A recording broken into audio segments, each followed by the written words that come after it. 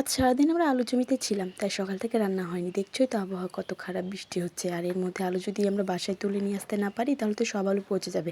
আর আলু পচে গেলে বাবার পুরোই লস, কারণ বাবা জমির সব ধান বিক্রি করে আলুগুলো লাগিয়েছে।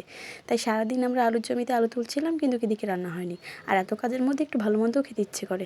তাই বাড়িতে এসে মাকে বললাম আজকে যাতে ভালো মন্দ কিছু রান্না হয়।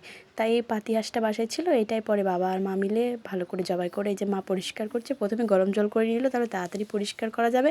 আর মাই এসব করে, বাবা ছিল না, কাজ করতে গেছিলো। আমি এসব আবার করতে পারি না। আমার যদি এসব করতে বলে না, তো কেমন একটা বমি বমি ভাব আসে। এসব করার পর ঠিক খেতে পারি না, কেমন একটা গন্ধ ঢুকে যায় মনে হয় যে ভেতরে। আর দেখো মা এটা সুন্দর করে পুড়িয়ে নিয়ে বেছে কেটে নিচ্ছে, আর আমি ওদিকে রসুন পেঁয়াজ আদা রসুন পেঁয়াজ ছুলে দিচ্ছিলাম। পরে মা আদা রসুন পেঁয়াজ বাটনায় বেটে নিল। আজকে কিন্তু তো নিচে আঙ্গিনায় রান্না করি, কিন্তু নিচে যেহেতু বৃষ্টি হয়েছে তাই নিচের চুলোতে রান্না করা যাবে না। উপরের চুলাটা দেখো কেমন ভেঙে আছে, আমরা ঠিক করতেও পারিনি। কিন্তু যাই হোক, যেহেতু নিচে ভিজে আছে তাই উপরে রান্না করতে হচ্ছে। আর জানো, বাড়িতে কিছু হলে মা আমায় সবসময় জিজ্ঞেস করে এটা কিভাবে রান্না করবো, কারণ আমার সব কিছুতে একটু বেশি বাছাবাছি, কি খাবো না খাবো, মানে সব কিছুতে বাছাবাছি, এটা খাবো না ওটা খাবো না। তাই মা সবসময় জিজ্ঞেস করে নেয় কী দিয়ে খাবি। আর আমার কিন্তু মাংসের সাথে একটু আলু থাকলে খুব ভালো লাগে। তাই এখানে আমার মাংসটা রান্না করার সময় মা একটুখানি আলুও দিয়েছিল। আলু না দিলে ঠিক ভালো লাগে না, মনে হয় যে আলু দিলে ভাতের সাথে মেখে খাওয়া যায়, কিন্তু আলু না দিলে ভাতের সাথে ঝোল দিয়ে শুধু মেখে খেতে ভালো লাগে না।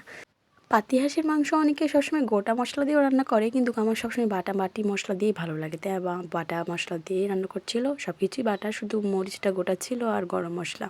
সব কিছু জোগাড় করে রান্না করতে করতে এদিকে রাতই হয়ে গেছিলো। আর আমার মাংসের সাথে সাদা ভাত করেছিল।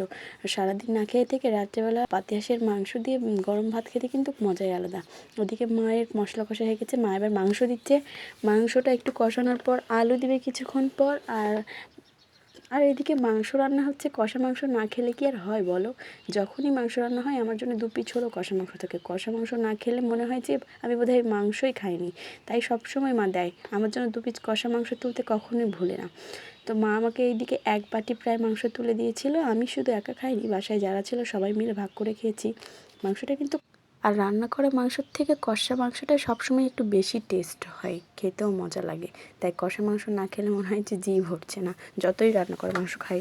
মা কিন্তু মাংসটাতে বেশি ঝোল করেছিল না, আলু দিয়ে মাখা মাখা করে রান্না করেছিল। তারপরে মাংসটা হয়ে গেছে, দেখো কালারটাও কিন্তু সুন্দর এসেছে, আর একদম গাঢ় হয়েছে, দেখতেও যেমন খেতেও তেমন মজা হয়েছিল। আর মায়ের হাতের রান্না সবসময় বেস্টই হয়। তুমি যেখানেই যাও, যতই ভালো রান্না খাও, মায়ের থেকে কখনোই কারোটা বেশি ভালো লাগবে না তোমার। আমার ক্ষেত্রেও তাই, আমার মনে হয় প্রত্যেকটা সন্তানের ক্ষেত্রেই তাই।